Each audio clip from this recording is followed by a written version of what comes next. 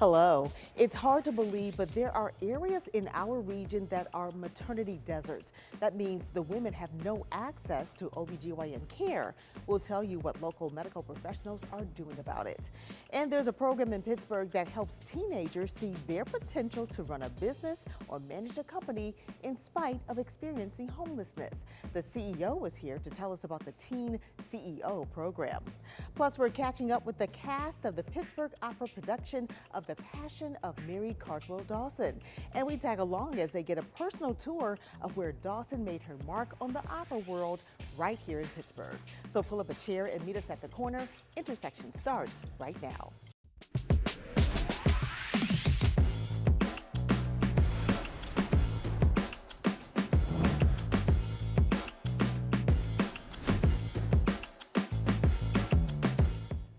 Hello, I'm Lisa Smith, Director of Community Impact at KDKA Plus and the host of Intersections.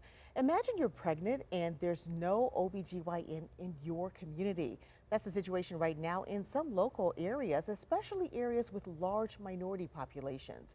But there are some solutions being used around our area to help make sure women are getting the help they need. Joining me now to have this discussion are Dr. Raquel Tripp. She is an attending physician in emergency medicine at UPMC Magee Women's Hospital. Gianna Hodges, lead doula with the Birthing Circle of Magee Women's Hospital. And Bonita Pinnell, outreach coordinator with, of course, Magee Women's Hospital. Welcome, ladies, to Intersections. Thank you. Thank you. Yeah.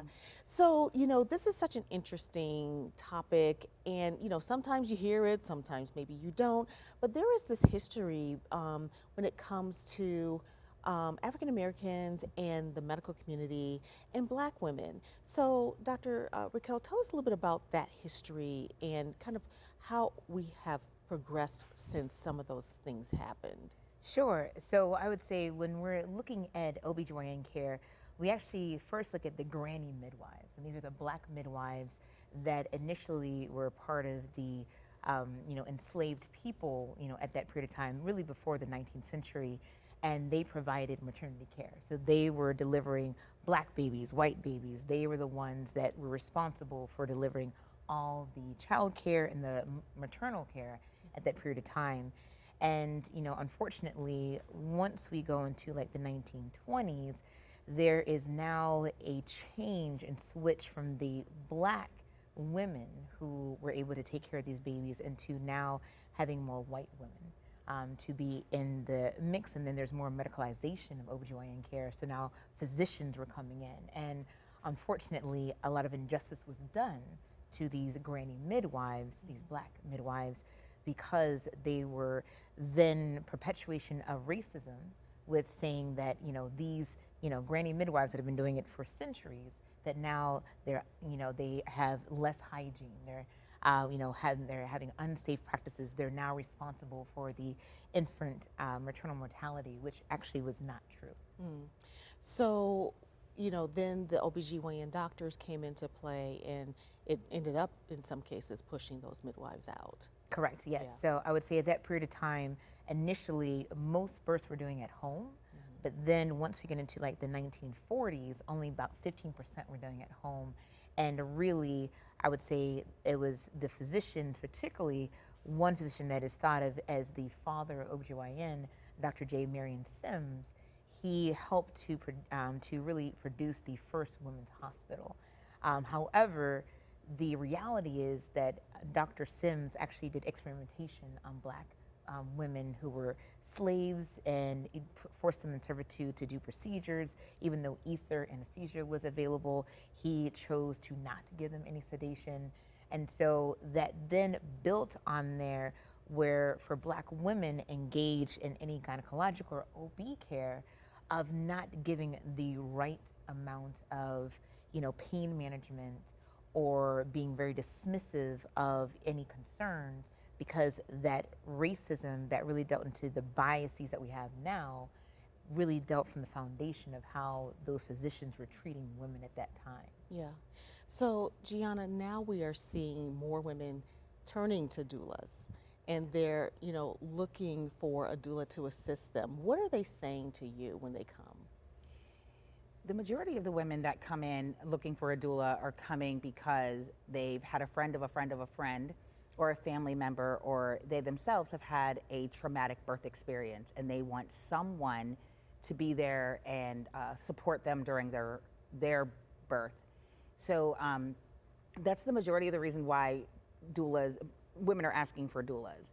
And as a doula, our main job, our main focus is to teach the birthing person and the families how to advocate for themselves. And when we educate them and when we help them to advocate for themselves, then they can move on to do that all the way through, even with pediatricians and, kind of through the rest of their lives. But for us as doulas, that is the main focus. And then we support. And we provide non-medical labor support. We provide prenatal education, postpartum support, breastfeeding education. We're here to dispel some of the myths behind these things. And then we also are there to bridge the gap between the patient and the doctor and the patient and the nurse.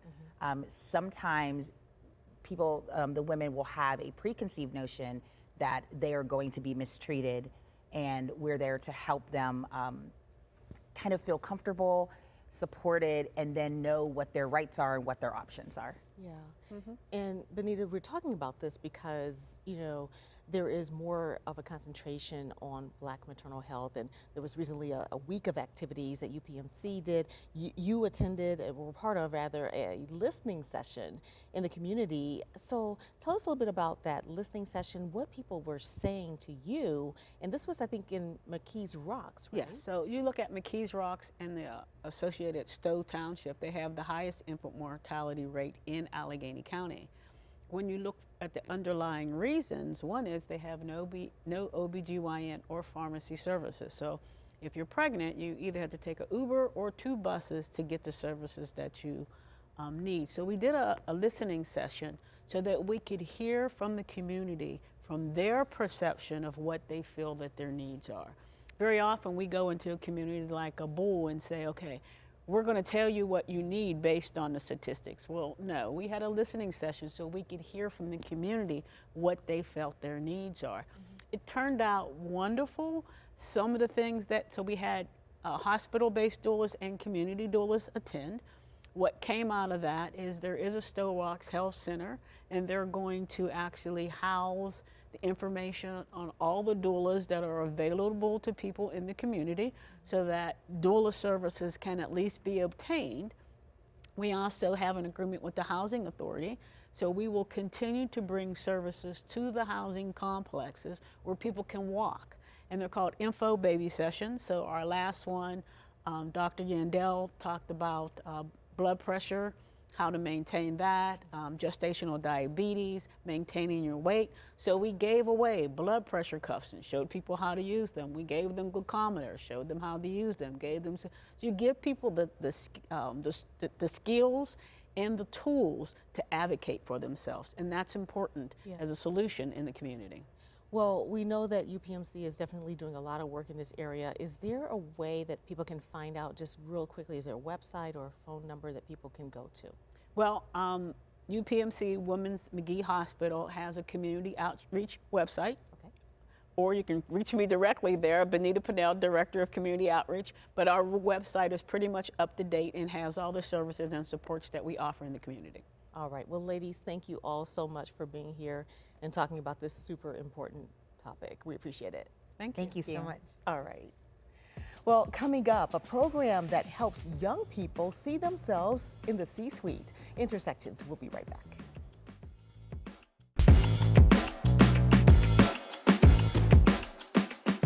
Many times what you decide to do as an adult is determined by what you're exposed to as a child. That is why the Homeless Children's Education Fund is working with students to help them explore careers in spite of their housing status. It's through a program called Teen CEO, and joining us today to talk about it is AJ Jefferson. She is the CEO of the Homeless Children's Education Fund. Welcome back to Intersections. Thank you so much, Lisa. Appreciate you welcoming me back. Yes, Yeah. absolutely. So, a lot of times when we talk about those experiencing homeless, we a lot of times don't think about the kids. Right. So tell us, for those who aren't familiar, tell us a little bit about what you do. Absolutely. So Homeless Children's Education Fund does exactly what our title says it does. We support students who are experiencing homelessness. And in our community, there are over 3,100 of those students experiencing homelessness. And we make sure that they stay focused on their education. The number one intervention to break that cycle of poverty and trauma and homelessness is education. So we keep them focused on that by supplying them tutors and programs that are very educational based. Yeah. Yeah. So sounds like a really unique program, Teen CEO. Yes. And I said it seems like it's all about that exposure, but tell us a little bit about how this works. Absolutely. We're so proud of our Teen CEO program. We're going into our third season of Teen CEO. And what it stands for is Teen Career Exploration Opportunity Program. And again, we like to create titles and explain what it is in the titles. We literally take students who have or are experiencing homelessness and we put them on work sites. We put them at Dollar Bank. We put them at the mayor's office, the Penguins, the Steelers, you name it. We have students who are interning on those sites. But we try to break down barriers. We believe that education and workforce need to be closely partnered. So saying that, we want to break down every barrier that our students experience because they're going through the process of housing instability. So what do? We make sure we pay them at least up to 24 hours per week during the summer. $18 an hour. We make sure that they have a bus pass. We make sure that they have emergency assistance. We make sure that they have a clothing allowance. We want to make sure that they're comfortable on any work site. If you're going into a bank, you need to be prepared to work at a bank. We make sure that they have a weekly stipend for them to get food or anything else that they need. Again, in order to eliminate that barrier, to have the experience of working, right? I was in high school and I worked, but I never got to work at a bank with the mayor. I never got to work at the Penguins office, the Steelers office. These students are getting the experience that will motivate them to stay focused on their education. And our funding partners, we're now a Partner for Work site. So Partner for Work is helping fund this program. So we've expanded from a handful of students the first season to we will welcome up to 50 students this next season. And I can't forget to thank Lisa, another funding partner that just came through, the Pennsylvania legislator led by Representative Abney. They just awarded us through the VIP granting process $640,000 to expand this program. So we're going to be able to add even more students onto this program in the upcoming years. So we're going to go from 50 students this year to 100 to 200 just because of that funding. Yeah. So is this a pilot, or is anyone else doing anything like that you're aware So of? this is not a pilot. We piloted this program 2 years ago. This is the full-blown program, and it has been certified through Partner for Work. They have been an amazing partner in helping us expand the infrastructure of this program and the curriculum. So not only are our students getting real-world working experience, they have to punch in, they have a timesheet they need to fill out, they need to be to the work site on time, they have a project that they're required to fulfill during this process, but they also have to do a report at the end of this, and they get paid just like you and I get paid. They get a direct deposit in their Dollar Bank banking account. Again, another supporter of our organization and our students. So this is real world, but the organic relationships that developed are invaluable. When you intern with somebody and you're working with a supervisor multiple days during a whole season, you develop a relationship and a bond. And what we've seen naturally happen is our students are now not only reaching out to us, but they're reaching out to their mentors, their previous supervisors, to help them with real world issues that they're facing. And that's amazing. You're having students build this network of support that gets them over the hurdle and over the hump of what they're facing. So are these high school students? Yeah, they are rising juniors and rising seniors. So we're again exposing them right before they make that transition into young adulthood. And they're making decisions. They're making college decisions, post-secondary education decisions and career decisions going through this program. So can you imagine if we had interns in every major company and corporation in our region? We would be making a huge dent in helping to eliminate homelessness, all right? Because it's focused on education. It has a curriculum-based model that brings students into a classroom and teaches them real-world career curriculum. And then they're going out and leveraging that knowledge into the work site, on the work site, in the workspace. Yeah. So that's hugely important. They're also seeing the value of getting their high school education. They're seeing the value of being at grade level in writing and reading and math. They understand the correlation between getting good grades and knowing what it is the teacher is trying to teach them and how it relates to the real world, because they have to apply that knowledge in their internship. So we're almost done, but are you able to collect any data on how effective this has been? So this will be the first year of us collecting the data that's needed in order to support where academically, where socially, emotionally are these students progressing to. We do see, the stories. We hear the stories about our students are now serious about education, that they've gone from being a marginal student to being a successful student. But we're now collecting that data and be very prepared to report back to our supporters how successful the model is. Well, it sounds like a wonderful program. Yes, thank you. We appreciate you coming and sharing it with us, and we'll look you. forward to an update as well. Absolutely. All right, thank you, AJ. Thank you, Lisa. All right. Intersections, we'll be right back.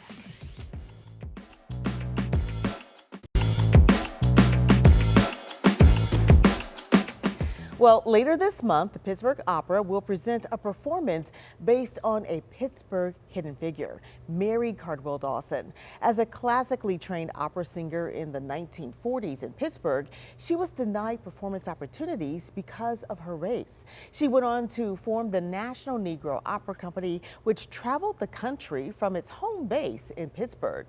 Recently, the cast of The Passion of Mary Cardwell Dawson took a trip to Homewood for a personal tour of the place where Dawson taught and gave opportunities to Black performers in her opera company. We went along for the tour as well. Take a look. So welcome to the Opera House. It's one thing to read about the start of the National Negro Opera Company. It's another thing to see where it all began. This whole floor was the party floor. And this floor will be a museum. These are some of the cast members and the stage director for the Pittsburgh Opera's upcoming production of The Passion of Mary Cardwell Dawson. And Janae Solomon, who now owns the house where Mary Cardwell Dawson made history, is their tour guide. What you're seeing behind you is all of the new wood that we put up to stabilize the house. And all of the darker wood is the original wood when the house was built in 1894. Dawson was a classically trained singer, pianist, and more. But as a Black woman, she faced barriers and was denied an opportunity to sing with the opera. So she created her own. So on this floor, they gave recitals in this room, and they gave music lessons. So Mary Cardwell Dawson had a music school in addition to the opera company. She actually had 7 businesses. Dawson started the National Negro Opera Company in the 1940s in this home on Apple Street in Homewood. At the time, it was owned by Woogie Harris, a well-known and successful Pittsburgh numbers runner that some called the bank. Harris rented space to Dawson for her business, but the house was also known as a place where celebrities were always around. And we have pictures in this room with Lena Horne and Joe Louis and Cab Calloway just hanging out in this room. Yeah. And on the second floor, additional rooms of historical significance. So at any given time, there's 4 athletes just living here. And that is because they couldn't stay downtown. They couldn't stay anywhere else. Yeah. So Woogie provided this space for them to stay. But there came a time when the house was vacant. Solomon bought the house more than 20 years ago to preserve the structure and bring attention to Dawson's achievements. The house was overrun with brush, windows were broken, the entire building was endangered. Over the last 2 years, the house has undergone a major stabilization project. Now, inside is a mix of lighter new wood with the original dark wood. So we want to preserve the brick and the wood and everything you see here, because this work just isn't done anymore. We have about 70% of the original architecture, which is significant. That's amazing. Yes. Yeah. Be careful, they're the original staircase that was built with the house. To see this history, to be in this space, it just musters up so many strong feelings of what it must have been like. Camille Howard is the stage director for The Passion of Mary Cardwell Dawson. And this is my 5th time directing the production, so we've been sort of imagining what this space was like, and so to be here in person and to see the different rooms and like experience where it all happened, it's unreal. The 3rd floor was the space Dawson used. It includes the opening to the towering turret. This floor is where history was made. This is where the National Negro Opera Company started, right in this room.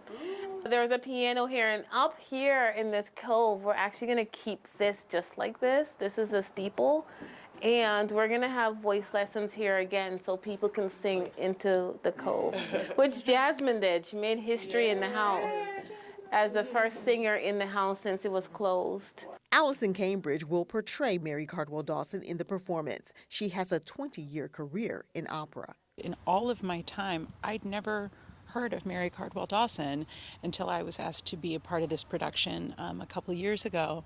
And that's when I began my research, and I just could not believe the rich history. I will be thinking about what I've seen here today and how important and how special it is. Even the basement is another area of the house that had a special purpose that will be recreated. We are gonna recreate this as a tea room and performance space. Yeah. Because there's so many artists that before they got to the main stage, they were performing here. Merowe Kalia Adib plays the role of Isabel in The Passion of Mary Cardwell Dawson. She says she respects the legacy Dawson left and hopes others will too. During those times, it just was not easy to run a business, be respected, fundraise, find performing venues. And then with all of that going on, she still had the musical training to be able to pass that on to other singers. Like, she was quite a force, and I really respect that. It's beautiful to be in the place where this magic was happening. I'll have my last word when we come back.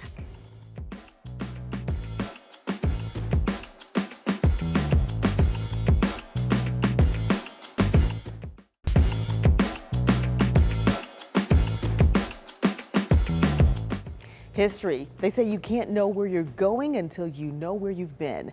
That means history is valuable knowledge, but when history is hidden, basically you're moving around with a limited compass. So we need to know why there's a disconnect between the Black community and medical professionals. We need to dispel myths about Black people and pain. We need to know and tell the stories of people like Mary Cardwell Dawson and what she went through, the obstacles and how she overcame them, because knowing history is better than repeating it. Thanks for watching. We'll see you next time on Intersections.